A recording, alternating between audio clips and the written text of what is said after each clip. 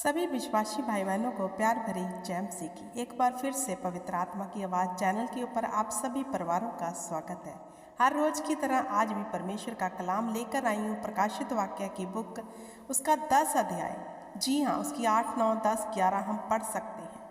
मेरे प्रिय भाई बहनों, हम जानेंगे वचन में क्या लिखा है वचन में। और मैंने स्वर्गदूत के पास जाकर कहा, यह छोटी पुस्तक मुझे दे। और उसने मुझसे कहा, स्वर्गदूत ने उससे कहा, ले इसे खा ले, और ये तेरा पेट कड़वा तो करेगी पर तेरे मुंह में मधु सी मीठी लगेगी। अब स्वर्गदूत उसे कह रहा है कि ये पुस्तक मेरे से ले ले और इसे खा ले। ये तुझे तेरे पेट को कड़वा कर देगी लेकिन तेरे मुंह में मधु सी मीठी लगेगी। तो मेरे प्रिय भाई बहनों, ये वचन हमें सिखाता है कि हमें खुदावंत के वचन को अपनी अंतड़ियों में बसाना है। हमारे अंदर खुदा का वचन इतना भरा हुआ होना चाहिए कि जब भी शैतान हमारे सामने आए, हम वचन के बीच में से उससे युद्ध कर सकें, क्योंकि हमारी लड़ाई लहू और मांस से नहीं वरन अंधकार की ताकतों से है। और अंधकार की ताकतों से हम कब लड़ सकते हैं? ये वचन हमें ये सिखाता है कि हमें खुदावंत के कलाम को अपनी अंतड़ियों में बसाना है। वो हमारी अंतड़ियों में, हमारे गुद्दे गुद्दे में इतना बसा हुआ होना चाहिए कि जब भी शैतान कोई गेम खेलने आए, हम वचन के बीच में से उसे डांट सकें, उसे भगा सकें। सच्चाई हमेशा कड़वी होती है। उसने कहा, ये कड़वा तो लगेगा तेरे पेट को। सच्चाई क्या है? परमेश्वर का वचन सत्य है और ये दो-धारी तलवार है। जब भी हम परमेश्वर का कलाम पढ़ते हैं तो हमें क्या होता है? ऐसे फील होता है कि ये हमें लग रहा है दिल पे, परमेश्वर का वचन हमें हर्ट कर रहा है, क्योंकि हम ऐसे ये गलतियां कर रहे हैं। परमेश्वर का वचन हमें क्या फिर करता है? तोड़ता है। तो जब हम इसे अपने हृदय में बसा लेते हैं और इसके अनुसार चलने की चौकसी करते हैं तो ये हमारे जीवन को भी बदल देता है। मधु जैसा हमारे जीवन को मीठा बना देता है। आगे वचन क्या कहता है? सो मैं वह छोटी पुस्तक उस स्वर्गदूत के हाथ से लेकर खा गया। यूहन्ना ने कहा कि मैंने अब स्वर्गदूत के हाथ से वो पुस्तक ली और खा ली। वह मेरे मुंह में मधुरा सी मीठी तो लगी। कहता, वो मेरे मुंह में मधुरा सी, मधु सी मीठी तो लगी, पर जब मैं उसे खा गया तो मेरा पेट कड़वा हो गया। क्या कहा उसने? कि मेरा पेट उससे कड़वा हो गया, लेकिन मुंह में जब गई तो वो मीठी। ऐसे ही परमेश्वर का वचन है, जब हमारे मुख से निकलता है वो आशीष का स्रोता बन जाता है दूसरों के लिए। हालेलुया। अब मेरे प्रिय भाई बहनों, हमें वचन, जब हम पर वचन कोई लागू होता है, वो थोड़े समय के लिए हमें ऐसा तो करता है, तोड़ता है, क्योंकि हम ऐसी गलतियां करते हैं। जब वो वचन हमारे सामने आता है वो हमें तोड़ता है। थोड़े समय के लिए कड़वा तो लगता है, लेकिन वो हमारे जीवन को सही मार्ग पर ले चलता है।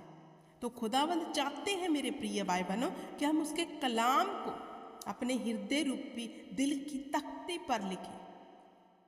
अब जिन भाई बहनों के जीवन में परमेश्वर का कलाम नहीं है, वो कलाम को इस रीति से नहीं अपने हृदय में बसाते, शैतान उनसे गेम खेलता है और वो फंस जाते हैं। हालेलुया। वो फंस जाते हैं उसकी गेम में, क्योंकि वचन अंदर नहीं है। और जिनके अंदर वचन ने जड़ पकड़ ली है, जिन भाई बहनों के अंदर परमेश्वर के सत्य वचन ने जड़ पकड़ ली है, वो कभी नहीं हारते, कभी नहीं। क्योंकि हमारी लड़ाई किससे है? अंधकार की ताकतों से। और अंधकार की ताकतों से लड़ने के लिए मेरे प्रिय भाई बहनों, हमें परमेश्वर के वचन को खाना है। जैसे हम 3 टाइम खाना खाते हैं ना, ऐसे खुदा के कलाम को हमने खाना है, अपनी अंतड़ियों में बसाना है, कि जब भी शैतान कुछ गेम खेलने आए, हम वचन के बीच में से उसे मुंह तोड़ जवाब दे सकें। नहीं तो हम बेचारे बन के बैठे रहेंगे और शैतान हम पर हमला करता रहेगा और हम हारते रहेंगे, क्योंकि वचन हमारे लिए तलवार है। हालेलुया। अब आगे क्या? तब मुझसे ये कहा गया कि तुझे बहुत से लोग और जातियां और भाषाएं और राजाओं पर फिर भविष्यवाणी करनी होगी।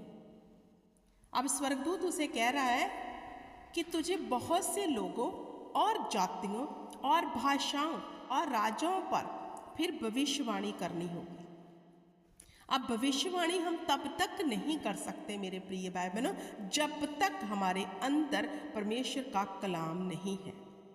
जब कलाम से हम भरे होंगे, इस सामर्थ से हम भरे होंगे, परमेश्वर का वचन हमारे हृदय में भरा होगा, तो जब हम कलाम में से भविष्यवाणी करेंगे वो दूसरे का जीवन बदल देगी। अगर भविष्यवाणी हम करना चाहते हैं, अपने जीवन में उसे पूरा होता देखना चाहते हैं, तो हमें परमेश्वर के पवित्र कलाम को अपने दिल की तख्ते पर लिखना है। जो लोग बाइबल नहीं पढ़ते, जो लोग बाइबल को कभी नहीं उठाते, वही शैतान के हाथ में है।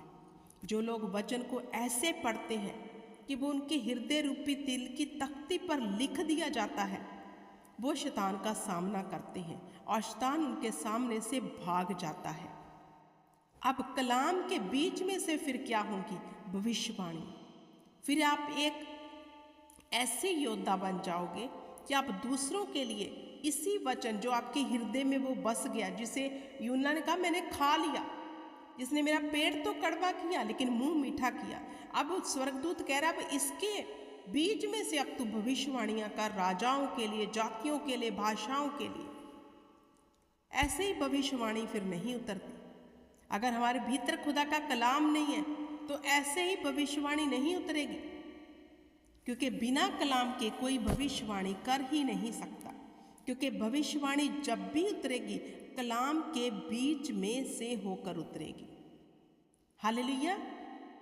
तो मेरे प्रिय भाई बहनों, आप खुदावंद के कलाम को जितना पढ़ सकते उतना पढ़ो, बुद्धि से और परमेश्वर की आत्मा से।